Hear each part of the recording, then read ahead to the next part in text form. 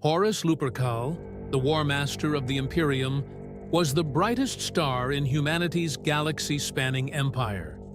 He was the Emperor's most beloved son, chosen to lead the Great Crusade and unite humanity under one banner. But his fall into treachery shattered the Imperium and brought it to the brink of destruction, long before the Great Crusade unified the scattered remnants of humanity. The Emperor of mankind embarked on his most ambitious project.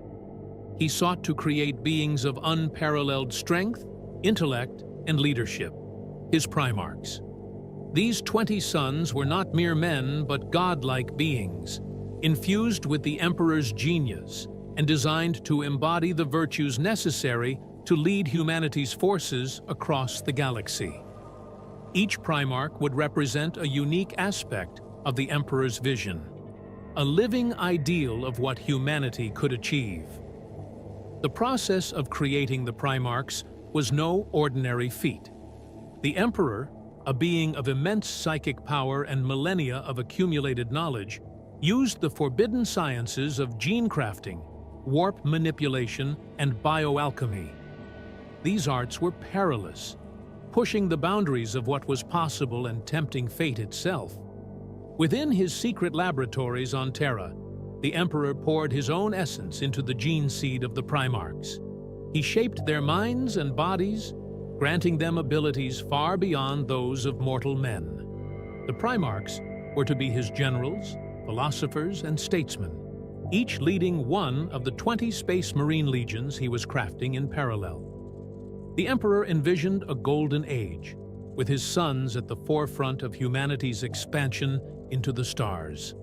They would reunite the fractured human worlds, topple alien empires, and cast down the superstitions and divisions that had plagued mankind for millennia. But as the Emperor worked, his actions did not go unnoticed. The Chaos Gods, immortal entities of the Warp, saw his creation as a direct threat to their dominion. These gods, sustained by the emotions and conflicts of mortal beings, feared that the Emperor's plan would sever humanity's connection to the Warp. A galaxy united, rational, and free from the taint of chaos would starve them of the hatred, ambition, and despair that gave them power. In an act of spiteful defiance, the Chaos Gods struck. They reached through the Immaterium, breaching the Emperor's carefully laid defenses, and scattered the Primarchs across the galaxy. One by one, the infant Primarchs were torn from their gestation pods and flung to distant worlds, leaving the Emperor bereft of his sons. To this day, how the Chaos Gods accomplished this act remains a mystery. Was it their united will? Or had the Emperor's experiments already created vulnerabilities that the Warp could exploit? The Emperor was left with only fragments of what he had built, the 20 gene seeds that would form the foundation of the Space Marine legions. He grieved for his sons, but did not despair. Though his plans had been disrupted, he knew they were not undone. His sons were out there, somewhere in the vastness of the galaxy, and he vowed to find them. Horus was the first. On the war-ravaged world of Chthoniya, the Emperor discovered the boy who would one day become his favored son. Chthoniya was a world of violence, a place where survival demanded strength, cunning, and charisma. Horus thrived in this harsh environment, becoming a natural leader among its clans and warriors. When the Emperor arrived, the bond between them was immediate and profound. Unlike his future reunions with the other Primarchs, the Emperor had time to raise Horus, to teach him, and to share his vision for humanity. For 30 years, Horus stood at his father's side. He was the Emperor's companion, student, and confidant during the early years of the Great Crusade. He witnessed the birth of the Imperium and the first victories of the Space Marine legions. To Horus, the Emperor was not just a father, he was a godlike figure, a being of unmatched wisdom and power. and in return, the emperor placed immense trust in Horus, seeing in him the potential to unite his brothers and lead humanity into a new golden age. But even in those early days, the shadow of what was to come lingered. Horus's greatness was undeniable, but so too were his pride and ambition. His ability to inspire loyalty in others was unmatched, but it came with a deep desire for validation and recognition. The emperor, in his boundless foresight, may have seen the seeds of Horus's eventual downfall even then, yet he chose to nurture and elevate him, believing that Horus's virtues outweighed his flaws. The scattering of the Primarchs set the stage for everything that followed. It was the first great tragedy of the emperor's grand design and the first victory of chaos in a war that would rage for millennia. While the emperor's determination to reunite his sons never wavered, the wounds inflicted by their scattering would never fully heal. Horus, the first and brightest star of the emperor's creation, would grow to carry the weight of his father's expectations and the weight of his eventual fall. The Great Crusade was the emperor's grand vision brought to life, a monumental campaign to reunite humanity after millennia of darkness and division. It was a time of triumph and discovery, of worlds brought back into the fold of a resurgent imperium, and of humanity reclaiming its place among the stars. At the forefront of this unparalleled effort stood the Primarchs, the Emperor's godlike sons, each leading a legion of space marines, each representing a unique aspect of their father's vision. Horus Lupercal was the first of these sons to be found, and his role in the crusade was special from the very beginning. Raised alongside the Emperor, Horus had spent decades learning directly from his father. Unlike his brothers, scattered and shaped by the worlds they landed on, Horus grew in the light of the Emperor's teachings. This made him not only the most trusted of the Primarchs, but also the most reflective of the Emperor's ideals. To many, Horus was not merely one of the Primarchs. He was the Primarch, the embodiment of what the Emperor intended them all to be. As the Great Crusade began, the Emperor entrusted Horus with the Luna Wolves, the 16th Legion of the Adeptus Astartes. The Luna Wolves were already a formidable force, but under Horus's command, they became legendary. Horus led them to countless victories, his strategies combining brilliance with unshakable confidence. His charisma was unmatched, inspiring not just his own legion, but every force that fought alongside him. Where Horus led, the Imperium triumphed, and his name became a rallying cry for humanity's unity. The bonds between Horus and his brothers were forged during these campaigns. In the early years of the Crusade, the Primarchs were not rivals, but comrades, bound by their shared purpose and their love for the Emperor. Horus, with his natural charm and warmth, became a unifying figure among his siblings. He was their brother, their friend, and often their mediator when conflicts arose. His presence at their side gave them a sense of direction, a reminder of the Emperor's vision. But as the crusade progressed, cracks began to form beneath the surface. The Primarchs were not equal in temperament or ambition, and their differences became more pronounced as they reunited with the Emperor and their legions. Some, like Guilliman of the Ultramarines, Vulcan of the Salamanders, and Rogel Dorn of the Imperial Fists, embraced their roles with unwavering loyalty. Others, like Angron of the World Eaters and Perturabo of the Iron Warriors, chafed under the weight of their father's expectations. Horus found himself at the center of these tensions, his loyalty to the Emperor tested by the growing rivalries and insecurities of his brothers. It was in this context that the Emperor made a fateful decision. After centuries of leading the Great Crusade personally, the Emperor announced his intention to withdraw from the front lines and return to Terra. The details of this decision were kept secret, But it was later revealed that the Emperor was working on a project of immense importance: the creation of the Webway, a network of portals that would allow humanity to travel across the galaxy without reliance on the dangerous currents of the warp. To complete this project, the Emperor needed to focus all his attention on Terra, leaving the crusade in the hands of his sons. Horus, as his most trusted son and the leader of the Luna Wolves, was the natural choice to succeed him. The title of War Master was bestowed upon Horus, making him the supreme commander of the Imperium's forces. It was the highest honor the Emperor could give, a recognition of Horus's achievements and his unique bond with his father. Yet with this honor came enormous responsibility. As War Master, Horus was not only tasked with continuing the Great Crusade, but also with uniting the Primarchs under his leadership. This was no easy task. While many of his brothers respected him, others resented his ascension. Primarchs like Lorgar of the Word-Bearers and Angron harbored grudges, believing that they had been overlooked or dismissed by the Emperor.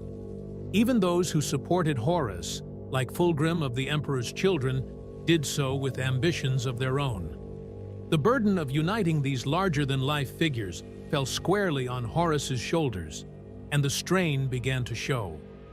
Horus himself struggled with the Emperor's decision to withdraw.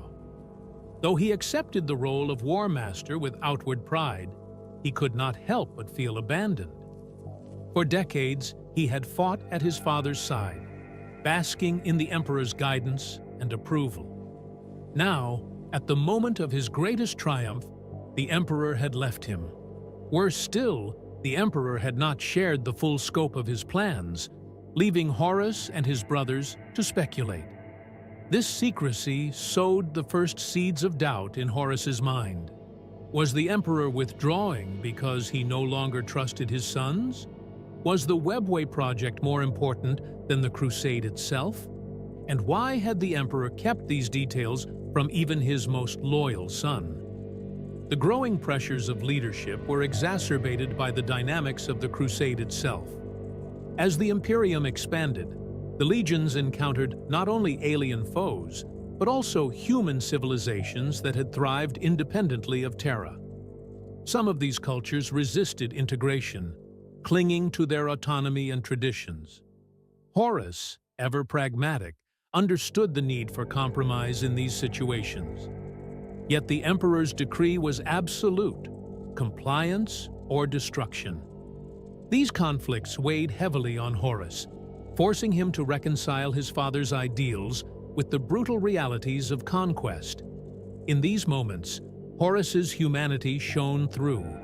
Unlike some of his brothers, who embraced the role of conqueror with zeal, Horus often sought to minimize bloodshed and preserve what he could of the worlds he brought into the Imperium. But this empathy also made him vulnerable. The choices he was forced to make, the lives he had to sacrifice, and the loyalty he demanded from his brothers, all these took a toll on him. His bond with the Emperor, once unshakable, began to fray under the weight of these burdens. Horus's rise to War Master marked the pinnacle of his achievements, but it also marked the beginning of his downfall. The pressures of leadership, the resentment of his brothers, and the Emperor's withdrawal created a perfect storm of doubt and insecurity. And in the shadows, unseen by the War Master, the forces of chaos watched and waited. They saw in Horus not only the Imperium's greatest champion, but also its greatest vulnerability. A man whose pride and ambition could be turned against him. The Great Crusade was Horus's greatest triumph, but it was also the crucible in which his loyalty was tested. For all his strength and brilliance, Horus was still mortal, still flawed. And as the weight of the Imperium's destiny pressed down upon him, those flaws would become the cracks through which chaos would seep. The Emperor of mankind, the architect of the Great Crusade, and the visionary behind humanity's ascension, was a figure of unfathomable power and wisdom. To those who served him, he was not merely a leader, but a living god, a being whose plans stretched far beyond the understanding of even his most brilliant creations. Yet, even the Emperor was not immune to missteps, and his decision to withdraw from the Great Crusade would prove to be one of the most consequential actions in the history of the galaxy. For it was this decision that planted the seeds of doubt and resentment in Horus Lupercal, setting the stage for his tragic betrayal. By the midpoint of the Great Crusade, the Imperium of Man had grown from a dream into a galactic reality. Countless worlds had been reunited under the banner of the Emperor, their populations brought into compliance with the doctrines of the Imperium. The Emperor himself had led his forces in these early campaigns, his presence an undeniable force of inspiration and authority. He stood at the head of the Legiones Astartes, commanding not just respect, but absolute loyalty from his Primarchs and their Space Marine legions. For Horus, the first and most favored of the Primarchs, these years spent at his father's side were a golden age. Together they forged an empire, and Horus basked in the warmth of the Emperor's approval. But as the crusade progressed, the Emperor began to withdraw from the front lines. His appearances in the field grew less frequent, his focus shifting to matters on Terra. Eventually, he announced his complete departure from the crusade, leaving its continuation in the hands of his sons. The reasoning behind this decision was not shared with the Primarchs, not even with Horus, who had been named War Master to lead in his father's stead. To the Primarchs, the Emperor's withdrawal felt abrupt and unexplained, an abandonment at the height of their efforts to fulfill his vision. In truth, the Emperor's decision was driven by a project of monumental importance. On Terra, he was constructing the Webway project, an ambitious attempt to create a network of stable, warp-free tunnels that would allow humanity to travel across the galaxy without relying on the dangerous tides of the Immaterium. The Webway, an ancient technology originally used by the Eldar, was key to the Emperor's vision of a stable, eternal Imperium. By eliminating humanity's dependence on warp travel, the Emperor hoped to sever the connection between mankind and the Chaos Gods, weakening their influence and safeguarding humanity's future. But this grand project was kept secret, even from the Primarchs. The Emperor's decision to withhold his plans was driven by caution. The Chaos Gods had already interfered with the creation of the Primarchs, scattering them across the galaxy. The Emperor feared that any knowledge of the Webway would invite further sabotage. Yet in shielding his sons from the truth, he unwittingly created a chasm of misunderstanding and mistrust. For Horus, the Emperor's withdrawal was a deeply personal wound. He had always seen himself as his father's closest confidant, the first and most loyal of his sons. The bond they had shared during the early years of the Crusade was unique, a relationship built on mutual respect and trust. But now, in the moment of his greatest triumph, his elevation to War Master, the Emperor seemed distant, even cold. Horus could not understand why his father had chosen to retreat from the crusade, why he had placed the burden of leadership on his shoulders without explanation. To make matters worse, rumors began to spread among the Primarchs. Whispers of a secret project on Terra, a task so important that the Emperor had forsaken the crusade for it. These rumors only deepened Horus's confusion and resentment. The strain of leadership compounded these feelings. As War Master, Horus was tasked with not only continuing the crusade, but also uniting his brothers under his command. The Primarchs, each a towering figure of strength and pride, were not easy to lead. Some, like Rogel Dorn and Robotu Gilliman, supported Horus wholeheartedly, recognizing his brilliance and charisma. But others, like Angron, Perturabo, and Lorgar, harbored grievances against the Emperor and, by extension, Horus. These rifts among the Primarchs created an atmosphere of tension and rivalry, forcing Horus to act as both diplomat and enforcer. Horus's relationship with his brothers was further strained by his growing doubts about the emperor's intentions. He began to question the rigid doctrines of the Imperium, particularly the policy of compliance that demanded total submission from the worlds brought into the fold. On more than one occasion, Horus clashed with his brothers over the harshness of these measures. While some Primarchs, like Pharasmanes and Vulcan, believed in tempering conquest with mercy, others, like Kurz and Angron, saw brutality as a necessary tool of compliance.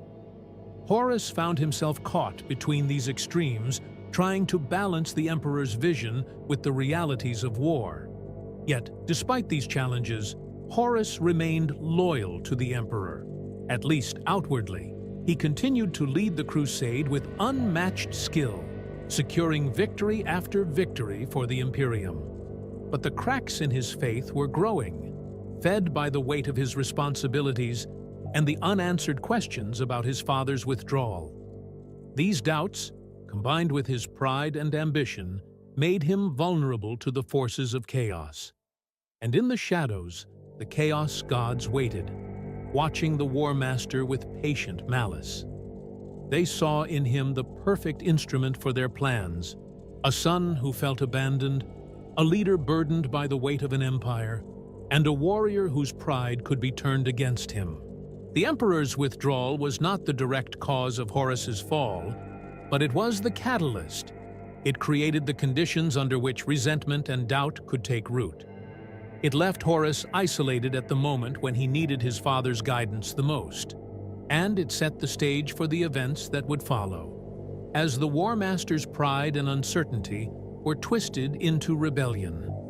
The seeds of the Horus Heresy were sown not on a battlefield, but in the silent halls of Terra, where the Emperor labored in secret, and his greatest son began to question everything he once believed. The Chaos Gods are eternal, malevolent entities, existing in the realm of the warp, sustained by the emotions and ambitions of sentient beings. For millennia, they have schemed and plotted against humanity, seeing the Emperor's rise as a direct threat to their dominion. Their hatred for him was unrelenting, but their true opportunity for vengeance lay not in facing him directly, but in corrupting his most beloved son. Horus Lupercal. Horus, as War Master, was already burdened with the immense responsibility of leading the Great Crusade in his father's absence. The weight of uniting his brothers and expanding the Imperium's reach wore on him, creating cracks in his once unshakable faith. These cracks, subtle at first, would become fault lines that chaos could exploit. The Chaos Gods, ever patient and cunning, sought to magnify these doubts and twist them into outright rebellion. The architect of Horus's corruption was Erebus, the first chaplain of the Word-Bearers Legion. Erebus, a trusted lieutenant of Lorgar, had already fallen to the service of chaos. Lorgar himself had been reprimanded by the Emperor for his worship of him as a god, a rebuke that drove Lorgar and his legion into the arms of the Chaos Gods. Erebus became a key agent of their will, tasked with orchestrating Horus's fall. To accomplish this, he needed not only a strategy, but also the perfect opportunity. That opportunity came during the Ulanor Crusade, where Horus achieved one of his greatest victories, defeating a massive Orc empire that threatened the Imperium. Following this triumph, the Emperor officially named Horus War Master, granting him supreme command of the Great Crusade. But this honor, rather than solidifying Horus's faith, served to isolate him further. The Emperor's withdrawal from the front lines and the jealousy of some of his brothers left Horus vulnerable. Erebus saw this vulnerability and acted swiftly. The fateful turning point occurred on the planet Davin. Horus's campaign brought him to this world, where he sought to bring its native human population into compliance with the Imperium. Unbeknownst to Horus, the planet had already fallen under the influence of chaos, with Erebus manipulating events from the shadows. During the campaign, Horus encountered a former ally, Eugen Temba, who had been corrupted by a warp-tainted artifact known as the Anatheme, a blade of chaos imbued with immense power and malice. Temba, now a puppet of chaos, lured Horus into a trap. In the ensuing battle, Horus faced Temba directly and struck him down, but not before the Anatheme inflicted a grievous wound on the War Master. The blade's cut was no ordinary injury. It was laced with warp energy, designed to corrupt and kill even the mightiest of warriors. Horus fell, his body racked with agony, and his life hung by a thread. It was Erebus who proposed a solution. He convinced Horus's closest advisors that the only way to save their beloved War Master was to take him to the Serpent Lodge, a temple on Davin steeped in the energies of the warp. Desperate to save Horus, his inner circle agreed, carrying their fallen leader into the temple. There, Erebus performed a ritual that brought Horus's soul into the Immaterium, the chaotic dimension of the warp, where the Chaos Gods awaited him. What Horus experienced in the warp remains shrouded in mystery, but the accounts suggest that the Chaos Gods showed him a vision of the future, one carefully crafted to manipulate him. In this vision, Horus saw the Imperium as a tyrannical regime, ruled by a distant and uncaring emperor. He saw his brothers cast aside, their sacrifices forgotten, and humanity enslaved under the banner of a false utopia. The Chaos Gods portrayed the Emperor not as a savior, but as a dictator who sought to hoard power for himself, while discarding those who had fought to secure his empire. The Chaos Gods offered Horus an alternative. They promised him power beyond his comprehension, the ability to shape the galaxy as he saw fit, and freedom from the Emperor's shadow. They played on his pride, his ambition, and his growing resentment toward his father. In their lies, Horus found a justification for rebellion, believing that by overthrowing the Emperor, he could create a better future for humanity, one free of the tyranny he had been shown. When Horus awoke from his coma, the man who had been the Emperor's most loyal son was gone. In his place stood a new Horus, one who believed in the righteousness of his cause and the necessity of rebellion. Yet the truth was far darker. Horus had not been liberated, but ensnared. The Chaos Gods had bound him to their will, ensuring that his every action would serve their ultimate purpose, the destruction of the Emperor's dream. The War Master's return to his legion marked the beginning of the end. Outwardly, he resumed his role as leader of the Great Crusade, but his thoughts were consumed by plans of betrayal. Horus began to test the loyalty of his brothers, reaching out to those who harbored grievances against the Emperor. Slowly but surely, he built a coalition of traitor Primarchs, each lured by promises of power, revenge, or liberation from their father's authority. Erebus, having succeeded in corrupting Horus, continued to work from the shadows, ensuring that the War Master's path toward rebellion was irreversible. The forces of chaos, now firmly entrenched within Horus's inner circle, whispered constantly in his ear, stoking his pride and ambition. Every victory Horus achieved for the Imperium became a stepping stone toward its eventual downfall. The manipulation of chaos was not a sudden event, but a gradual process, one that exploited Horus's strengths as much as his weaknesses. His pride, his love for his brothers, his desire to lead, all these traits were twisted into tools of rebellion. And while Horus believed he was acting for the greater good, he had become the unwitting pawn of the Chaos Gods, their perfect weapon against the Emperor. The events on Davin marked a turning point, not just for Horus, but for the galaxy. What had once been a golden age of unity and expansion was now on the brink of collapse. The seeds of betrayal had been sown, and the stage was set for the greatest tragedy in human history, the Horus Heresy.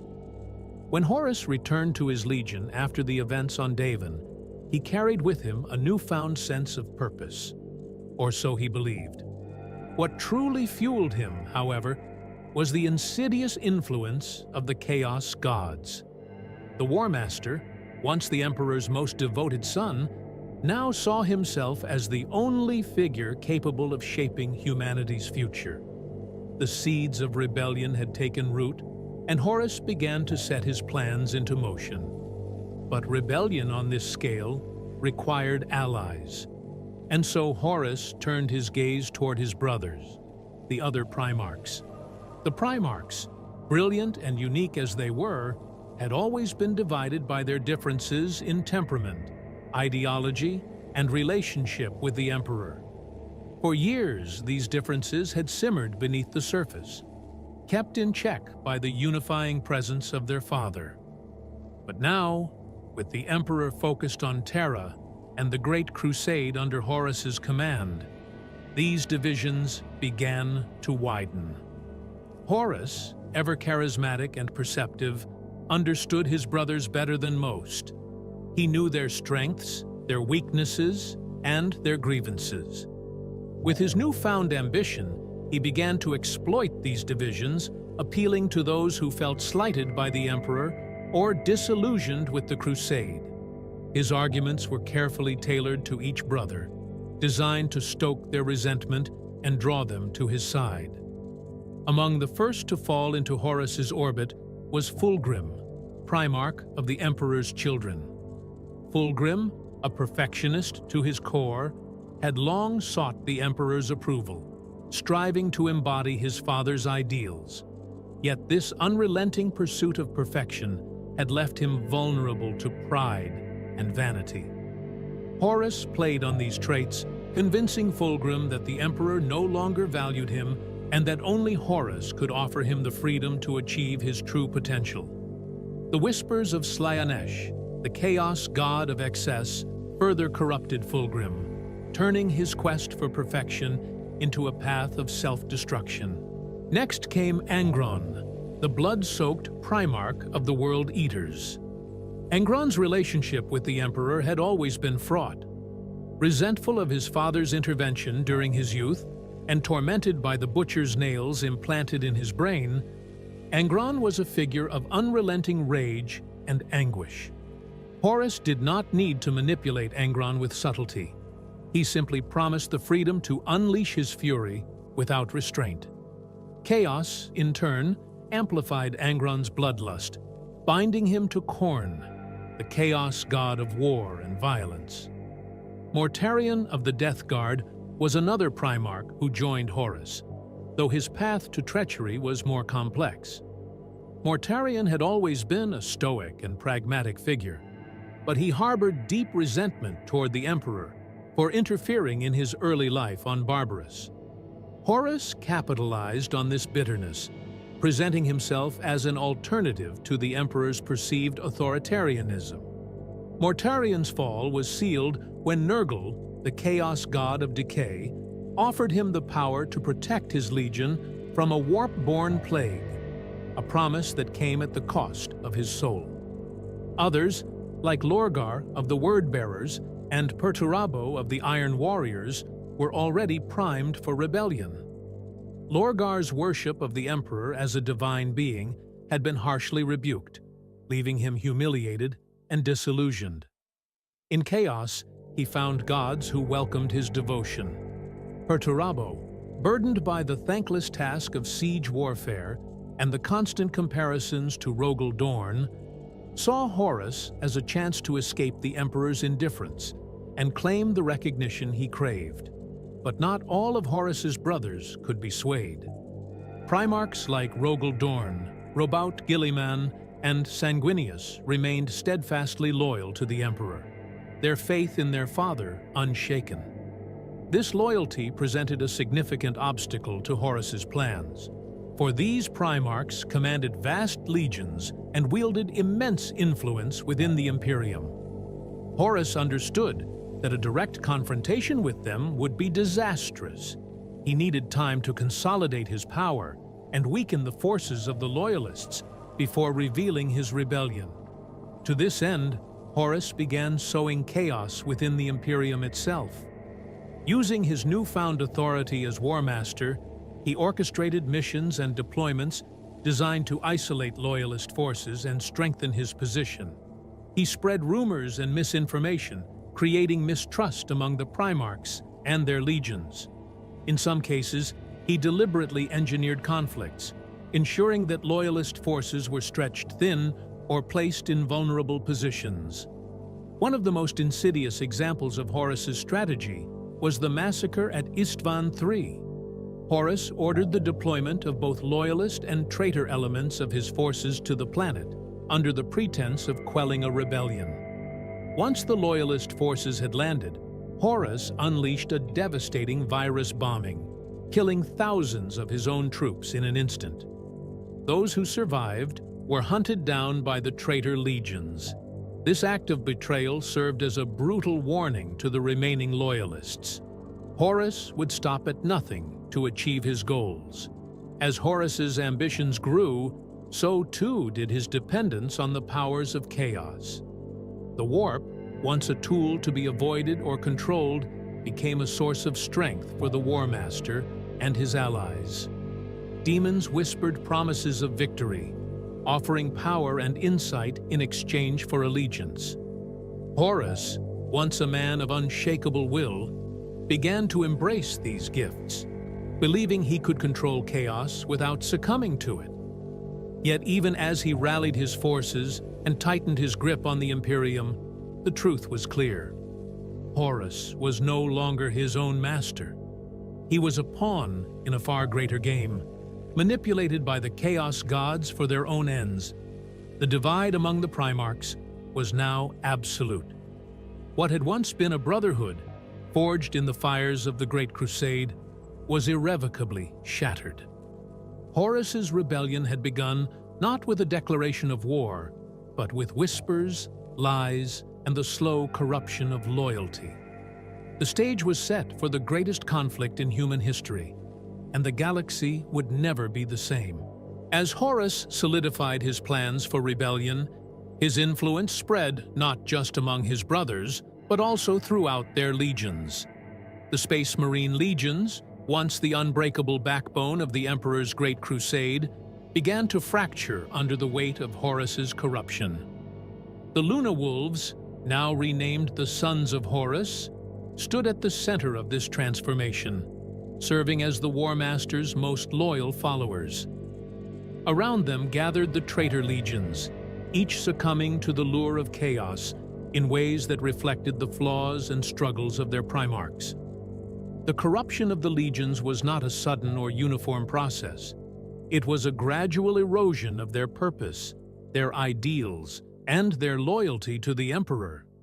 Chaos, in its infinite cunning, exploited the individual weaknesses and grievances of each legion, offering them power and freedom in exchange for their service. What made this corruption particularly insidious was how it often began with justifiable discontent, twisted over time into outright rebellion. For the Emperor's children, the descent into chaos began with their pursuit of perfection. Under the leadership of Fulgrim, they had dedicated themselves to achieving excellence in every aspect of warfare and culture. But this noble pursuit became a slippery slope when the chaos god Slaanesh began whispering to Fulgrim, amplifying his pride and vanity. The Legion's obsession with perfection turned into hedonism and excess, their quest for greatness devolving into self-indulgence and depravity. By the time the Emperor's children swore themselves to Horus, they had abandoned all sense of restraint, embracing the pleasures and corruption offered by Slaanesh. The World Eaters, led by Angron, fell to chaos through their unchecked rage and bloodlust. Angron's tragic past on Nukeria, where he had been forced into a life of slavery and violence, left deep scars on his psyche. The Butcher's nails, Cybernetic implants that heightened his aggression had already driven him and his legion toward uncontrollable fury. When Khorne, the chaos god of bloodshed, reached out to the World Eaters, their fall was almost inevitable. Khorne offered them a purpose that aligned with their nature: eternal war, and the freedom to unleash their wrath without restraint.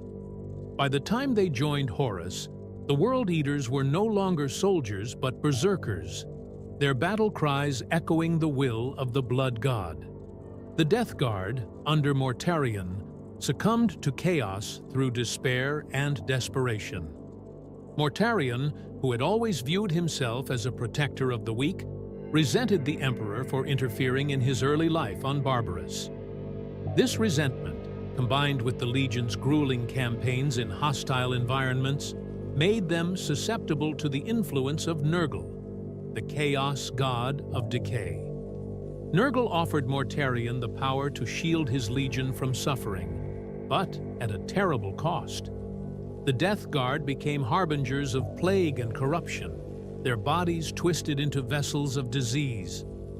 Mortarion's bitterness toward the Emperor only deepened as his legion embraced their new, tainted existence.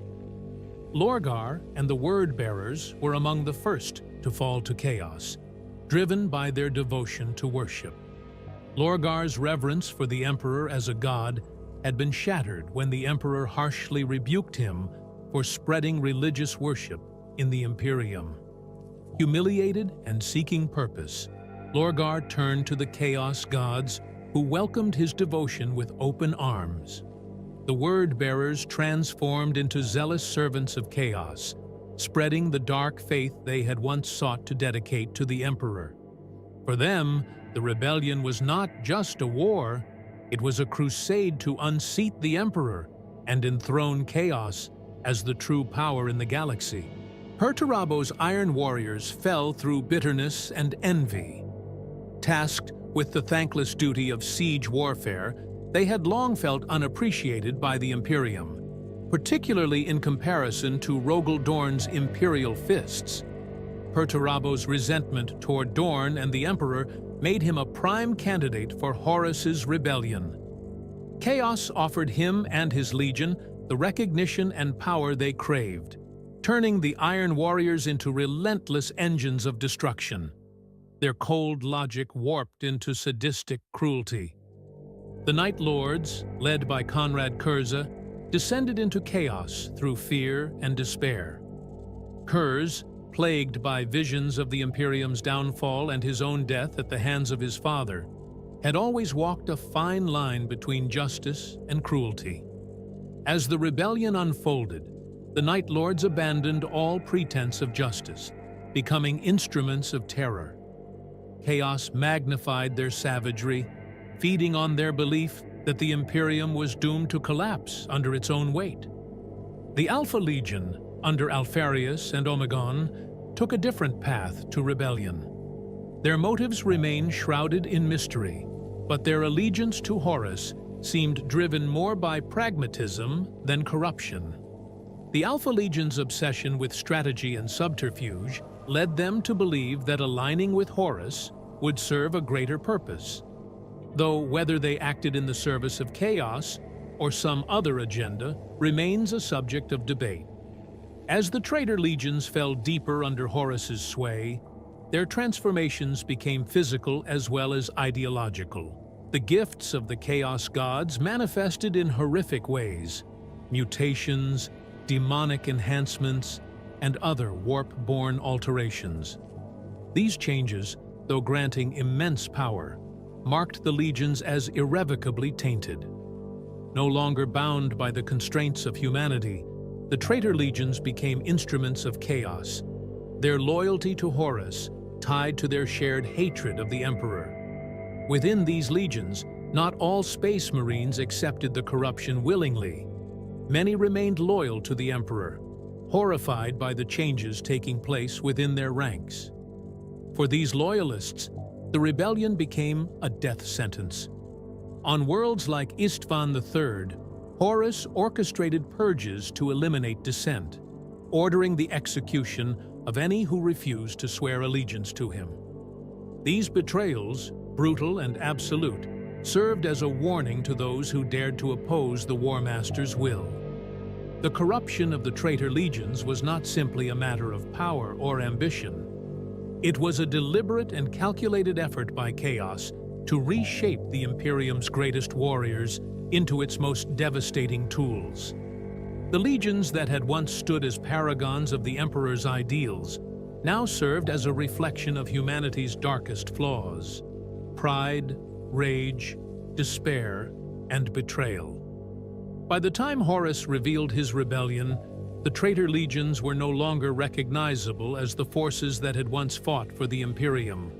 They were instruments of chaos, bound to their primarchs and the dark gods they now served. The Imperium had lost more than half of its greatest warriors, and the galaxy was poised on the brink of the greatest civil war in human history. Horus's ambitions had transformed his allies into monsters, and their combined might would soon be unleashed upon the Imperium. The galaxy burned as Horus Lupercal's rebellion erupted into full-scale civil war. What had begun as whispers and secret alliances now exploded into an inferno of betrayal and violence. The Horus Heresy was the greatest conflict in human history, a war that shattered the unity of the Imperium and reshaped the fate of the galaxy forever. Horus's rebellion began with a calculated act of treachery on the planet of Istvan III. Using the excuse of rooting out rebellion, Horus ordered the deployment of both loyalist and traitor elements from his own forces and those of his allied legions. When the loyalists landed on the planet, Horus unleashed a virus bombing, killing billions of civilians and loyalist space marines in an instant. The virus reduced the surface of Istvan III to a poisonous wasteland. But even this horrific act was not enough for Horus. As pockets of loyalists survived in sealed environments, he sent his forces, now fully aligned with Chaos, to wipe them out in brutal ground combat. The massacre at Istvan III served two purposes. First, it rid Horus of any dissent within his legions, ensuring that those who fought for him were utterly loyal. Second, it sent a message to the Emperor and the Imperium. Horus was no longer their war master. He was their enemy. The true scale of Horus's betrayal became clear during the Istvan Faith Drop Site massacre, one of the most infamous battles in the Horus Heresy. The Emperor, upon learning of Horus's rebellion, sent 7 legions of space marines to confront him. 3 of these, loyalist legions, landed on the surface of Istvan V, ready to engage Horus's forces. The remaining 4 legions, ostensibly loyal, descended in the second wave to reinforce their brothers. But this second wave was a trap. The 4 legions, led by Fulgrim, Angron, Mortarion, and Horus himself, turned on the loyalists, slaughtering them in a coordinated ambush. Thousands of space marines were cut down as the traitor forces descended upon them with overwhelming ferocity. The massacre devastated the loyalist forces and left the Imperium reeling. It was now clear that the rebellion extended far beyond Horus. Half of the Emperor's mighty legions had turned traitor, and the Imperium stood on the brink of annihilation. The war spread across the galaxy, engulfing thousands of worlds in its flames. Traitor legions, empowered by the dark gifts of chaos, unleashed horrors the likes of which the galaxy had never seen. Entire planets were consumed by warp storms, their populations slaughtered or enslaved to fuel the traitor war machine. Chaos cults rose up within the Imperium, sowing discord and rebellion from within. The galaxy descended into chaos, and the Emperor's dream of unity seemed to crumble with every passing day. The loyalist forces, led by the remaining Primarchs, fought desperately to contain the rebellion. Robout Guilliman of the Ultramarines attempted to organize a coordinated defense, using his legion's discipline and logistical acumen to counter the traitor legion's brutal tactics. Rogel Dorn, entrusted with the defense of Terra itself, fortified the imperial palace, preparing for the inevitable final confrontation. Sanguinius, the angelic primarch of the Blood Angels, led daring strikes against Horus's forces, his brilliance and heroism serving as a beacon of hope for the beleaguered loyalists. Yet the traitor legions seemed unstoppable. Empowered by the Chaos Gods, their strength and numbers overwhelmed even the mightiest loyalist forces. Horus, at the head of his war fleet, advanced relentlessly toward Terra, determined to confront the Emperor and claim the galaxy for himself. Along the way, he left a trail of devastation, obliterating loyalist strongholds and crushing resistance with ruthless efficiency. As the war raged, the corruption of chaos deepened its grip on the traitor legions. No longer merely tools of rebellion, they became extensions of the Chaos Gods themselves. The Death Guard, caught in a warp storm, succumbed entirely to Nurgle, transforming into bloated, disease-ridden monstrosities.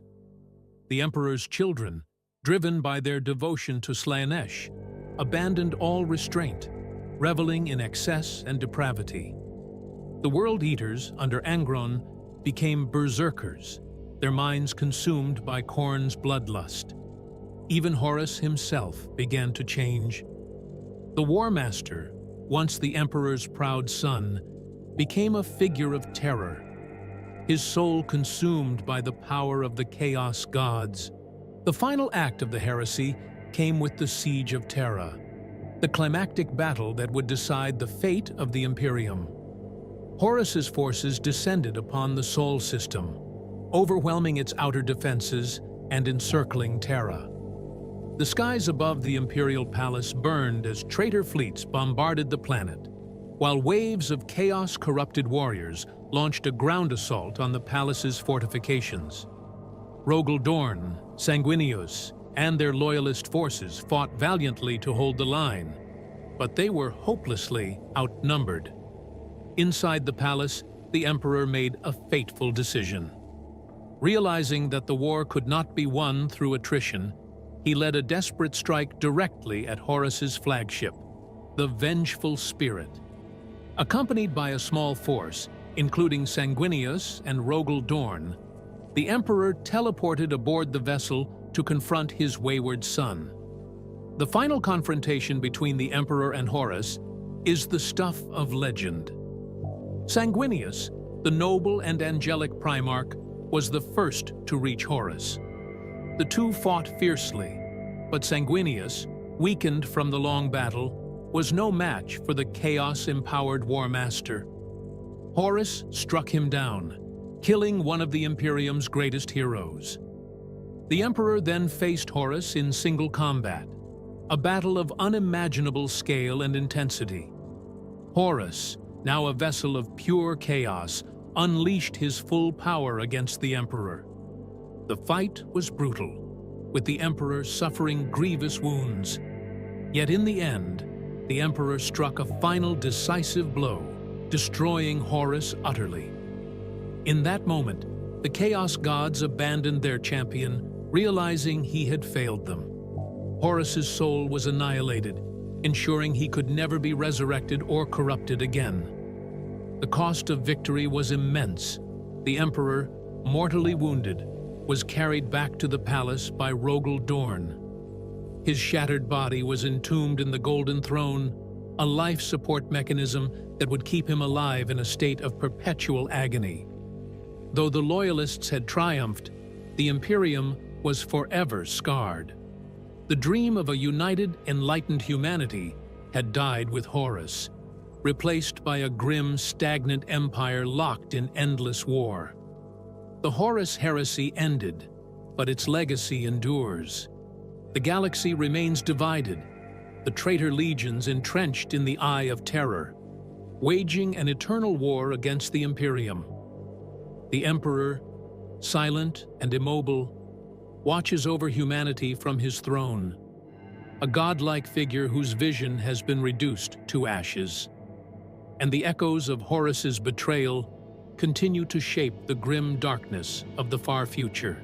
The story of Horus Lupercal is one of unparalleled tragedy, a tale of greatness undone by ambition, manipulation, and the insidious power of chaos. He was the Emperor's brightest star, the war master of humanity, the embodiment of everything the Imperium could have achieved. Yet his fall plunged the galaxy into ruin, shattering the Emperor's vision of unity and casting humanity into an age of endless war and suffering. Horus's betrayal was not born of hatred or malice.